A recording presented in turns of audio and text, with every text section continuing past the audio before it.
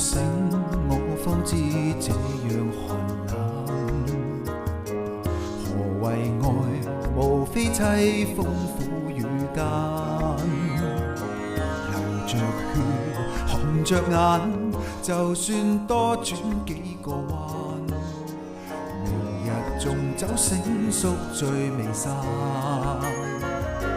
尋常一對到頭來毫無樂趣，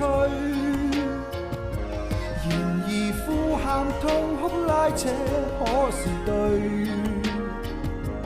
為何燒到猛火裏我都不介意伴隨，話我知這生醒了又再醉，問蒼天有幾多快活兒女。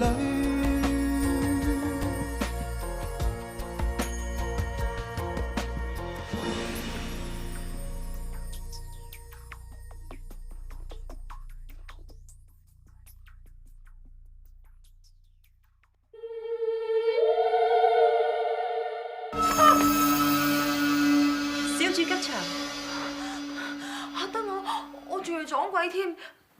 你係邊個嚟㗎？盧婢安善係鐘瑞宮呢度嘅掌管宮女，今日因為有事務在身，未能夠迎接小主入宮，請小主恕罪。得啦，唔使恕罪啦，小事嚟啫。小主初嚟報到，一定唔知道北院呢度係禁地，呢間房係明令封鎖，任何人都不得進入，未能夠早加提點，的確係安善嘅錯。錯咩啊？依間房唔入都入咗啦。你話啦，佢哋要罰幾多銀兩啊？你講啊！紫禁城中破財未必能夠擋災，尤其是呢間房嘅事，唔係你我凡人一句話算數就算數㗎。切，間屋死過人啫嘛，有乜咁大不了喎？我威海嗰間祖屋大宅啊，有3代啲人死過病過，乜都試過都冇事啦。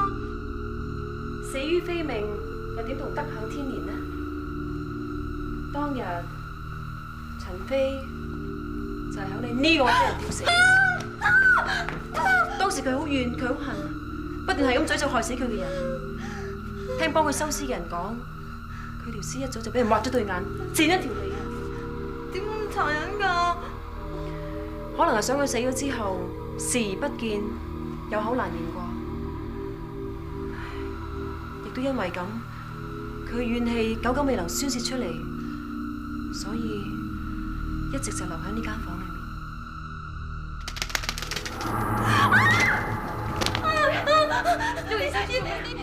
有黑影喺橫欄度啊！我同陳妃咧又無仇無怨喎，我兼且仲唔識佢添，應該唔會跟住我㗎嗬。你起身先啦。呢間報紙俾人封咗，就怕俾人闖入嚟好嘢喎。既然事情已經發生咗，如果啲嘢都唔做嘅話，又豈能明哲保身呢？咁我應該點做啊？你一定有辦法㗎，幫我諗下，快啲幫我諗下。安善不才，未有好好提點各位小主種種宮中嘅禁忌，但安善畢竟喺宮中度過10年光景，識嘅人知嘅嘢總唔會太少。要化解冤民嘅心結，亦總有辦法。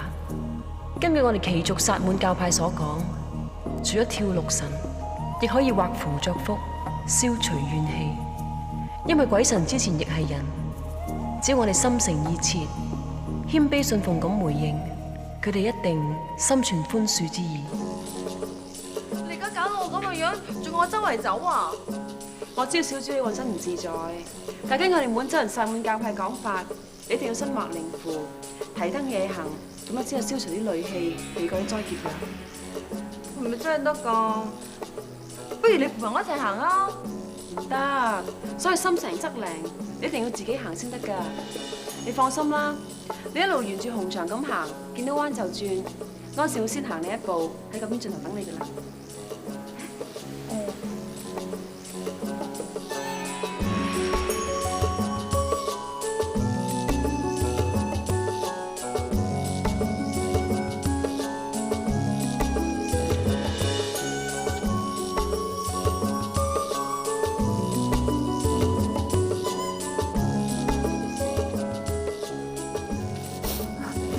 事㗎，對唔住啊，唔關我事㗎，真係唔關我事㗎，對唔住啊，對唔住啊。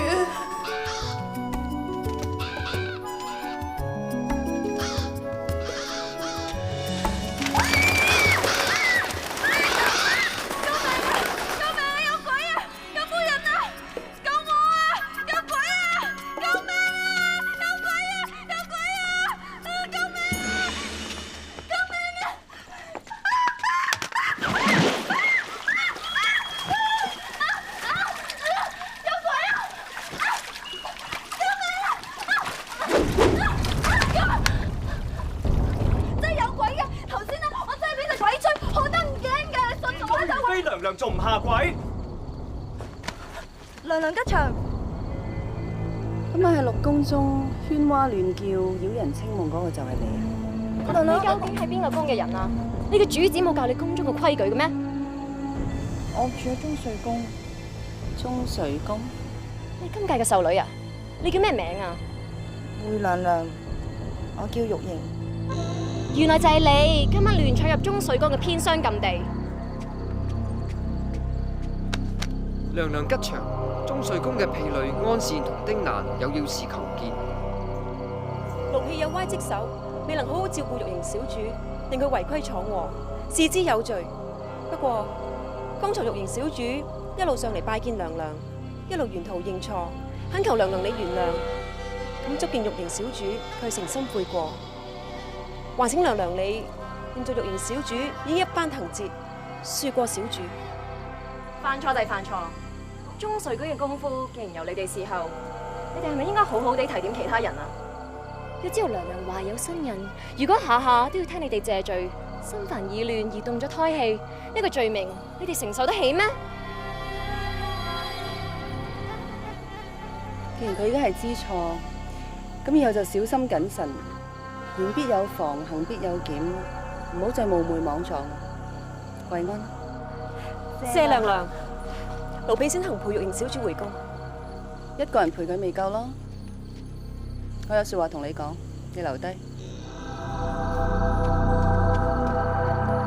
剛才聽寶禪提過，你喺宮中嘅日子都唔短啦，係嘛？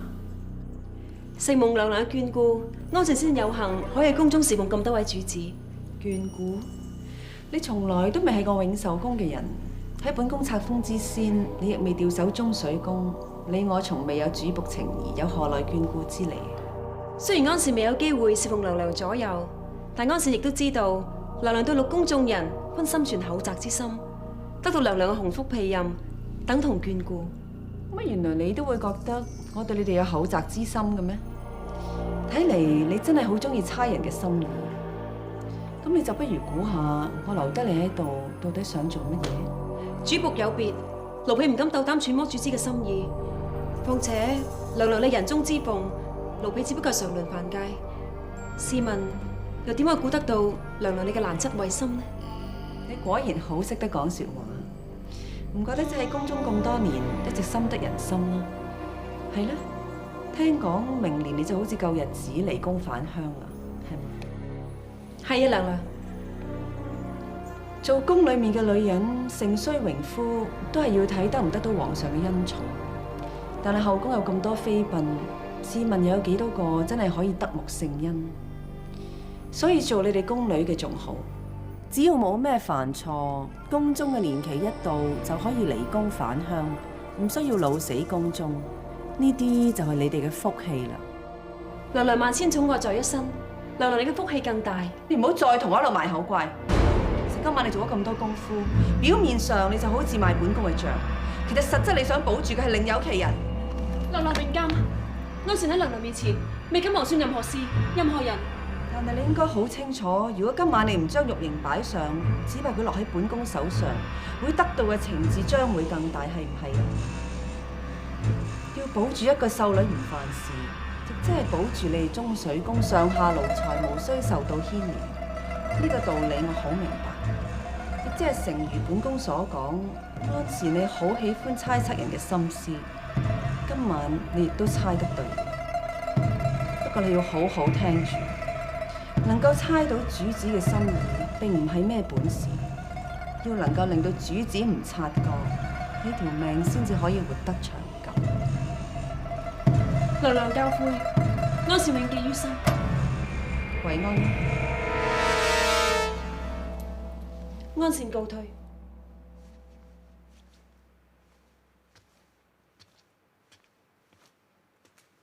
娘娘啊，如果今晚唔係鐘水高嘅人無故擾攘，就唔會惹到娘娘動氣不息。唔通我哋真係咁就算啦？安善佢耳聰目明，落葉知秋。本宮唔中意佢猜到我嘅心意係一回事，能夠令到秀女認定區區個宮女為咗怕得罪我，而搞到鐘水宮翻天覆地，又係另一回事。既然今晚已經有人為我施咗呢個下馬威，咁我又何必多此一舉呢？唔好喊啦，冇事噶啦。咁係啊嘛，我咁大個女啊，都未試過咁樣俾人作弄過嘅。你有幾大啊？世間嘅事有咁多，乜你見得晒咩？更何況呢頭皇宮啊，又唔係你屋企。計我話咧，就算喺屋企都唔應該咁放肆。你哋班人啊，而家見到我咁樣樣啊，好心涼啦，好開心啊嚇！開心啊！我哋同一屋檐下，怕你殃及無辜，我哋有排擔心至真啊！我姐姐啊，唔好再同我哋嘈啦。邊有咁嘈啊？你哋咁翻嚟啦咩？嚇！我問你啊，你之前所講鬼怪怪嘅滿天神佛啊，全部大話連篇㗎！你只不過在如妃面前邀功，玉瑩小主，皇宮咁遠，有好多嘢可以做，唔可以解。如果你又想平平安安，就請你規行矩步，唔好再惹是生非就得啦。切！你只不過係奴才啫嘛，你憑咩教訓我啊？憑乜嘢？冇錯，我哋係奴才。如果論身份、論地位，我哋的確同你上三旗嘅人比唔上。但如果論到喺宮中嘅日子，我哋的確比你哋耐。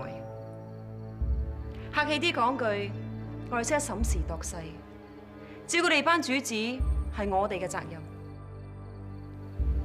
但唔客氣啲講句，你如今仲只不過係秀女身份，一個月期之後能夠中選，冊封為答應，先至真真正正成為我哋嘅主子。否則，我唔見得你嘅前景會比我哋好好多。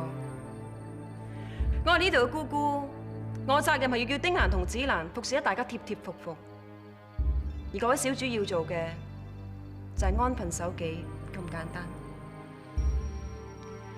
此時已過啦，聽朝大家要等公公帶大家入宮向各位主子請安，大家早啲翻去瞓啦。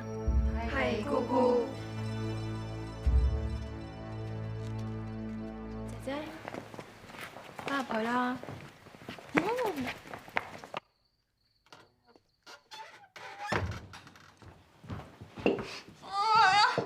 做咩啊？你睇下你啊，正經嘢未傾好，我顧住食，等你咬到㗎。睇下。算啦，以上婉琪餵食你都知㗎，何況呢度又唔係保定，佢中意食嘅由得佢啦。柳大娘講過啊，話食得多甜嘢會肥，一定要戒㗎。況且義父都話過，皇上唔中意啲過於豐滿嘅女子嘅。你一早將佢哋講嘅嘢忘記得一乾二淨啦。但係咧，啲壽耳白糖糕真係好好食㗎，你試下。由得佢啦！呢10年以嚟啊，義父請我哋跟大娘日夜練習，根本連一夜休息嘅時間都冇。今晚就例外，你中意食咩就食咩啦。你成日恃住姐姐錫你，一食嘢就乜都唔記得晒。你睇你食到嗰個樣啊！大娘話過啊，要行不回頭，笑不露齒，瞓要瞓得有規矩，連食嘢啊都要講規矩㗎。好啊，你唔聽我講，下次我見到義父話俾佢聽，都去罰你。我先唔驚啊！義父咁錫我哋啊，就算俾佢罰都冇乜嘢嘅，我又唔會好似玉瑩咁俾如妃罰嘅。聽義父講，如妃喺宮中嘅罪得重，今次玉瑩得罪咗佢，我諗佢都唔會有好日子過。計我話，我哋應該順水推舟，嚟一招借刀殺人，就等如妃幫我哋剷除玉瑩呢個眼中釘。係啊，妹妹啊，上次你喺路上曾經對佢出手，為免惹人懷疑，以後行事一定要處處小心，知道嗎？放心啦，姐姐，只要唔好俾佢見到我哋3個喺埋一齊，喺佢心目中，我依然係佢個好妹妹。喂，你食晒得㗎啦，我哋唔使食㗎啦。由得佢啦。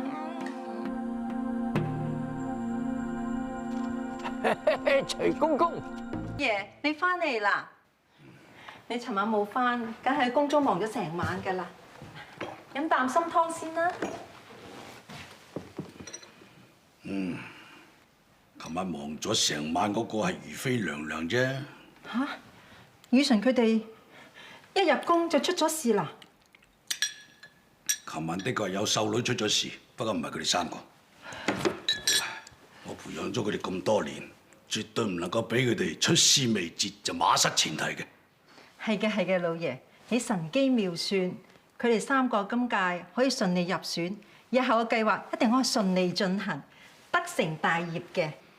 以佢哋嘅天資，我從來冇懷疑過佢哋唔能夠入選。若果唔係，當年我就唔會分別挑選佢哋做養女啦。不過日後能唔能夠得到皇上寵幸，呢個冇人夠膽講一句絕對。老爺你唔使憂心，我自細教曉佢哋點去吸引男人、應付男人、取悅男人。佢哋嘅本事啊，喺後宮假以時日，一定可以得到皇上垂青㗎。假以時日。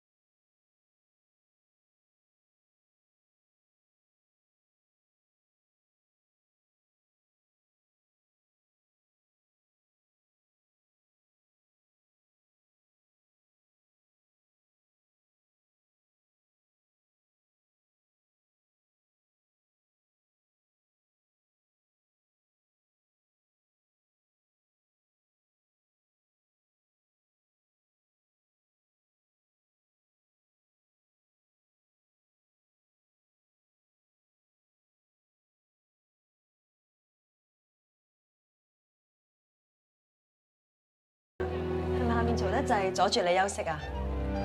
個大娘又係㗎，見過孔公子打賞得多，就由得佢同其他客開局到天光。咁其實就算個孔公子啊，真係識得國子監侯大人，咁又點啫？京城到處都係官，只怕順得哥情失嫂意咋。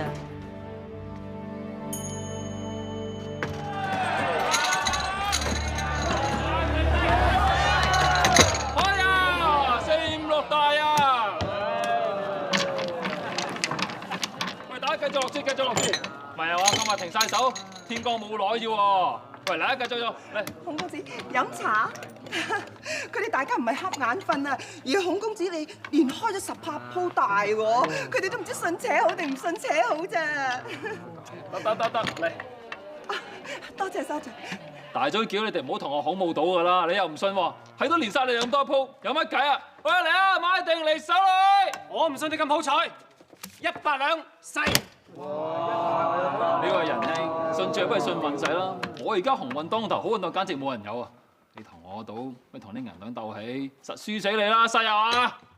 開566大啊！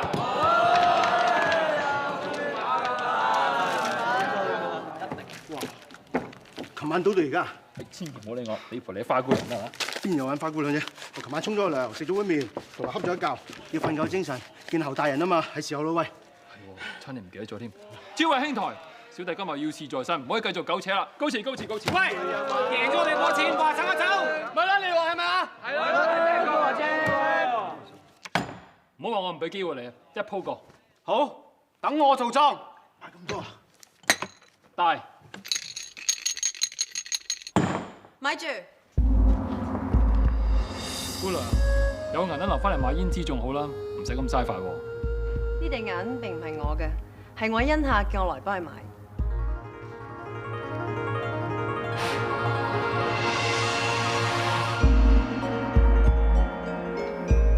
我位客官仲話，公子你運勢已盡，好快就會一無所有。既然係咁，只要同你買對家嘅話，啲錢就會有錢贏。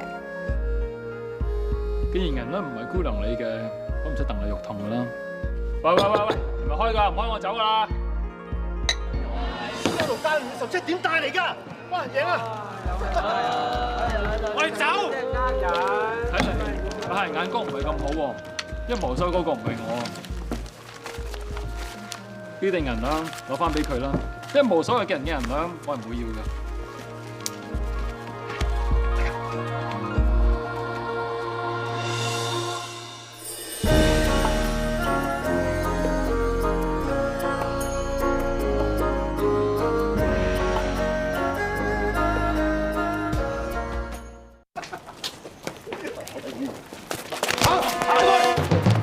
喂，咩事啊？咩事？停手！想贏我嘅銀兩，通通攞翻晒出嚟。原來係你做咩？輸唔起啊？輸俾我行到啦！而家算咩啊？輸打贏要啊！我係輸打贏要啊！我前有財喺長門大街，一向打橫行惡慣嘅。我嘅銀兩就憑你哋兩個鄉巴佬會袋得穩咩？我打！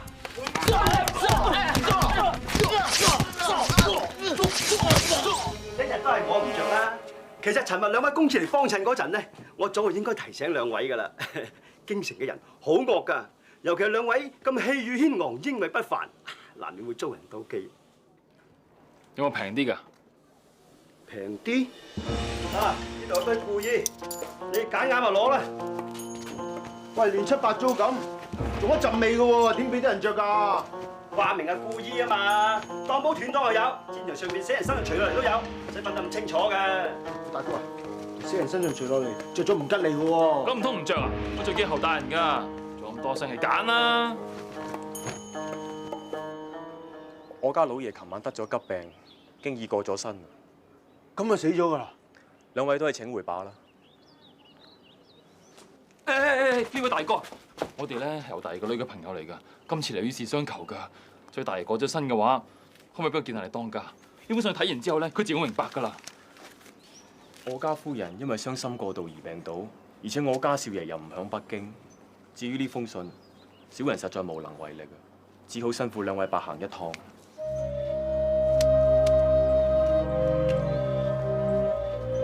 一追衰到今朝嗰個人啊，好嘅唔靈，醜嘅靈，咁都俾人噏中。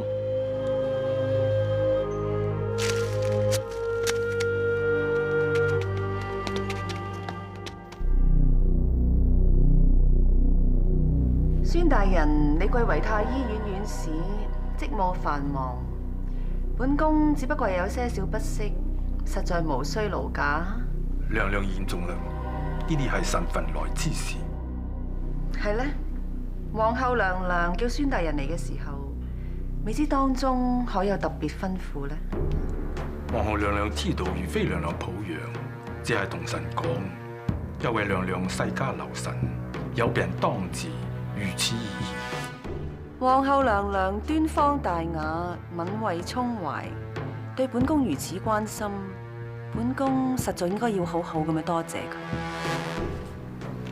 請問娘娘，近來有冇咩點唔舒服？譬如心悸失眠之類。咁啊冇，只覺容易勞累，中氣不足。孫大人唔係有咩唔妥啊嘛？哦，冇咩大礙。等陣為娘娘開張藥方，主在益氣養血，食咗之後應該舒服多啦。臣先行告退。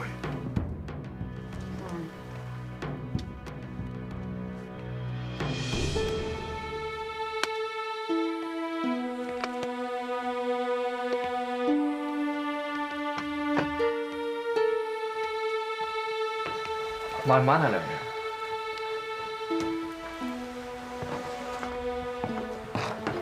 頭先把脈嘅時候，孫清華有咩反應？回娘娘，奴婢見到佢皺晒眉頭，攬埋口面，好似好有苦衷、苦到不堪咁嘅樣啊！其實娘娘亦無需太過憂心嘅。嗰個孫清華出咗名古縮古板㗎啦，天生就係一副咁嘅面口，相信亦冇咩特別嘅內情嘅。寶蟾，預備朝冠吉服；小玲子，預備鳳簾。娘娘，你要去邊度啊？我要去儲秀宮。皇后娘娘份人佛口蛇心，少女藏刀。佢叫得孫清華嚟，分明係另有所圖。雖然而家我哋仲未摸清楚佢到底想玩咩把戲，不過本宮至少唔可以示弱。佢以為本宮身懷六甲就舉步艱難，連呢個後宮都睇唔住咩？我就偏要俾佢見下我而家有幾精神。有血啦！仲唔快啲叫御醫？你同我企喺度，幫我揾孫白楊，唔可以俾人知道。我唔係，小心你嘅頭。係娘娘。孫大人，係咪如妃娘娘個胎有事啊？收聲！吉祥雖有言，窗外豈冇人。永崇閣下後邊，你咁講説話係咪上膝頭啊？孫大人，點啊？娘娘脈象滑緩無力，陽氣不能上達，乃係氣虛之徵，相信係胎位不正。胎位不正，咁即係點？娘娘素體虛弱，中氣不足，氣血兩虧，無力穩固龍胎，以致胎位不正。如果唔及早將龍胎歸正，可能會有滑胎嘅危險。孫大人，辛苦你啦。小玲子，係娘娘。孫大人，呢份禮係你應得嘅，攞去。應診斷症乃係神嘅職責，娘娘言重啦。大人有冇聽過指鹿為馬呢個故事啊？咁你應該明白本宮嘅意思啦。娘娘嘅病非比尋常，如果唔通知御藥房及早醫你嘅話，恐怕娘娘會有性命之虞。本宮聽聞太醫院御藥房芸芸眾大夫之中，就以孫大人你嘅醫術最為高明，甚至喺院士之上。如今只要大人你講一聲，就連你都冇呢一個本事可以保住本宮嘅龍胎。大人盡可將此事回報喺御藥房。如果你係有呢個本事嘅，本宮只要你幫我就得。其他人既然幫唔上忙，亦都不必知道咁多。得定係唔得，本宮只係等候你一句説話啫。神口硬，就多謝娘娘賞賜。咁就最好啦。孫大人，本宮嘅病以後有勞你啦。但而家本宮可能要麻煩孫大人速速先為我走一趟。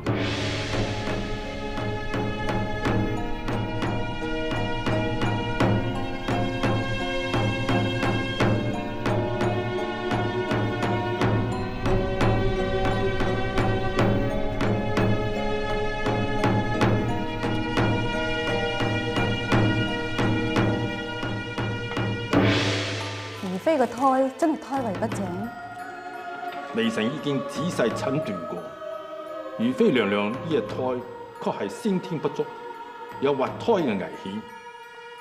微臣只因為唔想擾亂如妃娘娘佢嘅心神，所以剛才至未有明言，先嚟向皇后娘娘稟明。皇后娘娘，太醫院孫伯陽孫大人求見。傳。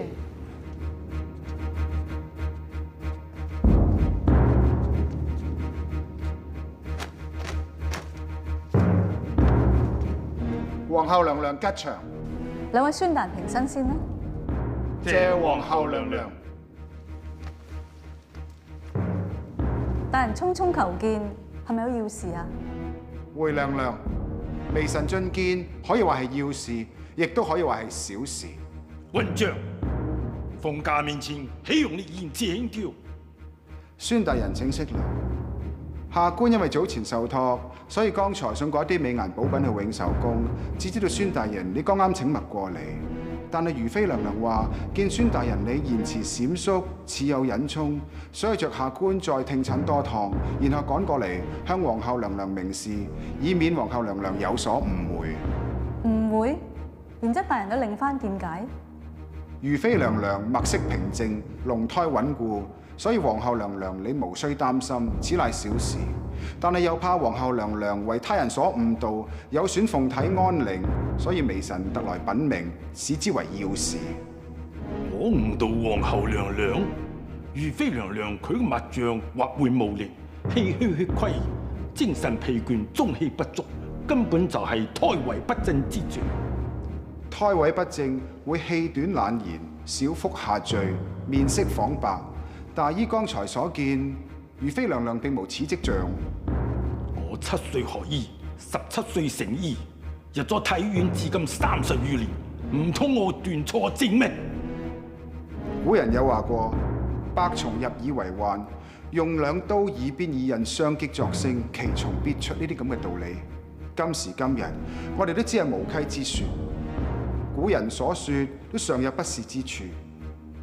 區區30餘年經驗，偶有閃失，亦都唔出奇啊！好啦，兩位都係高世之才，不為良相，當為良醫。咁啦，既然孫伯孫大你咁有信心，有咁多如妃倚重，從今以後，如妃嘅胎就交由孫大你照顧啦。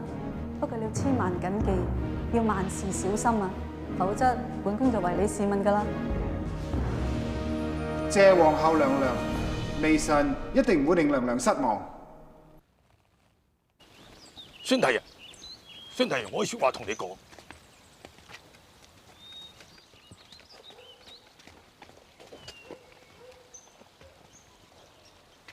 你點解要咁做？砌詞作假，遲早會真相大白，到時你只會惹禍上身。你係怕我惹火上身啊，定係怕城門失火殃及池魚啊？我體院上下不多個人，唔敢講個個都係名醫，但係至少個個都係良醫。佢哋唯一嘅目的係為咗救人，但你依家喺度害己害人啊！講到尾，你都係驚我連累你同太醫院啫。你放心，我既然敢作敢為，自然敢作敢當，唔會連累你哋。急而不是。唔係咧，周師爺啊，你聽我哋講啊，我真係為咗救嗰班秀女咧，先搞到唔見晒啲貢品㗎咋。若果你有心私吞嘅，或者擅離職守嘅，我哋邊咁咪翻嚟周師爺你再呈報喎。哼！我哋衙門對於送呈上京嘅貢品，一向都有公文記錄。你哋來自何省何縣，姓甚名誰，全部都有跡可尋。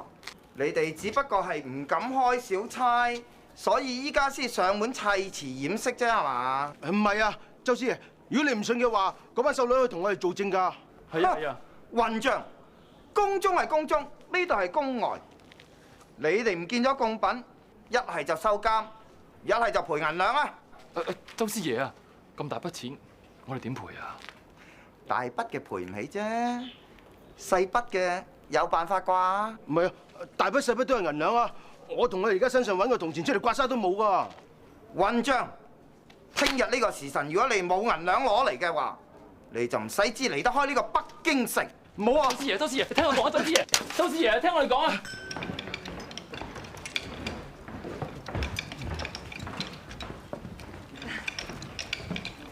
孔公子，嗰啲餸菜啱唔啱口味啊？還是我叫幾位姑娘嚟相陪啊？嗱，你即管出雙得㗎啦，我即刻為你準備。得，你記住，一幫開翻個賭局，贏咗之後會需要嗰份嘅。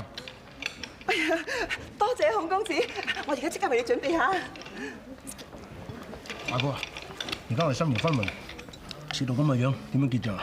應承過你噶嘛，打完京城嘅話，仲俾你捱餓啦。有食好食啊，陣間冇得食㗎。錢公子，請坐，請坐，請坐。咪坐。唔好啦，公子，唔好啦。醒定啊！冇啊！咩啊？你真係機俾人，係咪撩交咗？你交你又要做咩啊？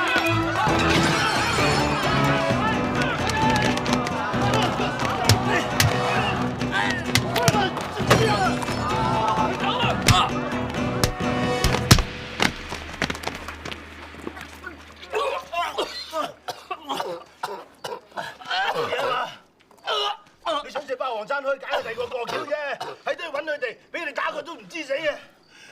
而家食幾多口粉見得出嚟啊！真係邪，咁都俾嗰個野批中嘅，咁我哋真係一無所有啊！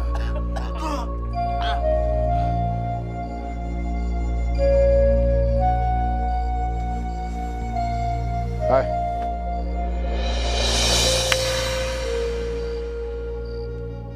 當我哋咩？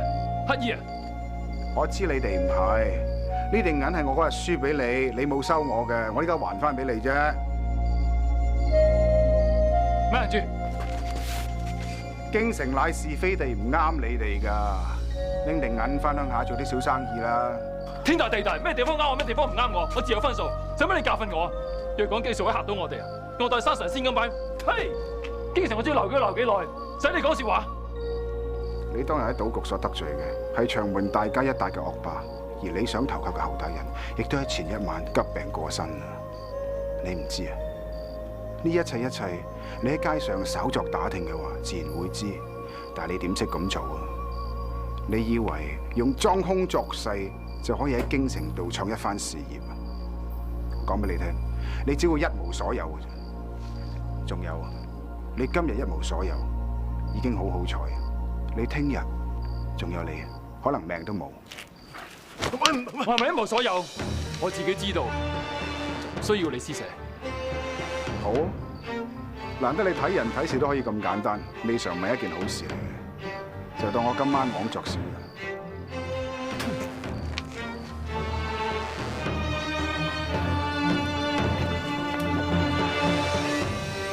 佢唔要，俾你。多謝大人，多謝大人。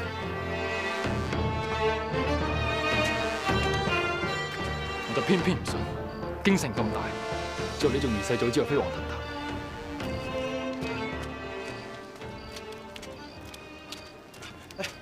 大哥啊，我又好肚餓，頭先乜都嘔晒出嚟，我想食碗麵頂下肚，起碼今晚瞓街都有碗麵到肚啊！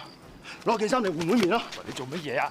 衫可以攞去賣㗎。唔係，我件衫換唔到麵食啊嘛！你睇下爛晒，我唔理啊！我點都要攞件衫去換麵㗎啦！我唔理。走啊，走！喂，你走啊！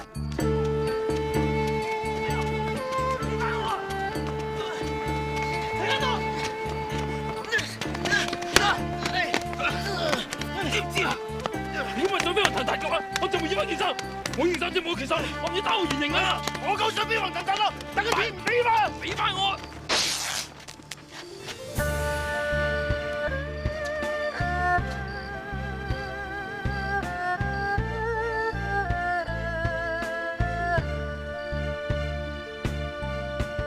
哎呀，周姐跌咗落水啊！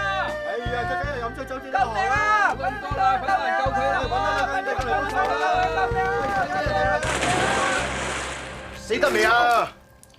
唔飲得冇可能飲啦，飲到跌落河又浸佢唔死喎。我都唔明你救佢上嚟做乜嘢啫？原來係兩位救咗我㗎，感激感激。唔係我大哥救你啊！佢做咩搞到成身濕晒啊？感激感激。本來我哋應該施恩莫望報嘅，但係唔使啦，你讀書人嚟㗎嘛，呢咁嘅人情世故嘅嘢，你冇理由唔識㗎。咁啦，話晒我哋對你都有救命之恩，嗰啲銀兩唔使我哋賠啦。咁嗱，公還公就私還私，你唔見咗啲貢品喎。就算我唔收你錢，同大人講好説話，咁一句到尾，條數你都要賠翻足㗎。你個死嘢啊！嚇死佢！我要抌翻落河咯！誒唔好，停手！人哋係堂堂禮部衙門嘅師爺嚟㗎嘛，如果要報恩嘅話，你點會連少少辦法都冇咧？仲諗喎？抌你落河！冇。咁力不到啊不為財，不如咁嚟，我介紹份工俾你哋嚇，要賠嘅錢咪喺工錢度扣咯，好嘛？衙門間房係就係屈質咗啲，兩位今晚就喺度屈就一下，聽朝一早咧我就帶你入宮，唔阻兩位休息啦，請。老范生，客氣。老范生。哇！你唔使對佢咁客氣嘅喎，你諗下大獎之前係咩樣對我哋？咁話晒都人哋介紹份工俾我哋㗎嘛。你救翻條命啊！如果唔係佢死咗啦，佢都俾啲銀兩過我哋仲好啦。介紹份工咯，而家啲工錢度扣翻起賠俾佢㗎，呢啲唔係叫恩惠啊！喂，如果普通一份工嘅話，你以為我會在意咩？但而家我入皇宮幫人做私打工喎，我好我成日都話啦，將眼光放遠啲。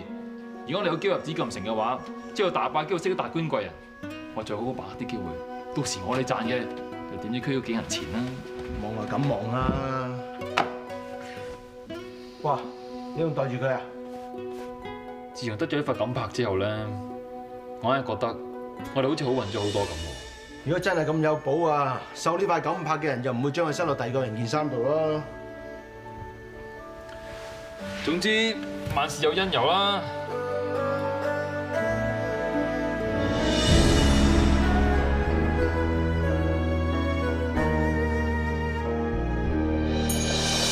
默默中你我一息間錯摸，終因結果，然後萬劫不復，明明滅滅目光交錯，苦海點猛火，是你閃身路過，竟勾引着我。為你犧牲已注定，此生染絕症，嘗盡你的砒霜要我命，連累我眼睛，掛念有聲輪迴在心。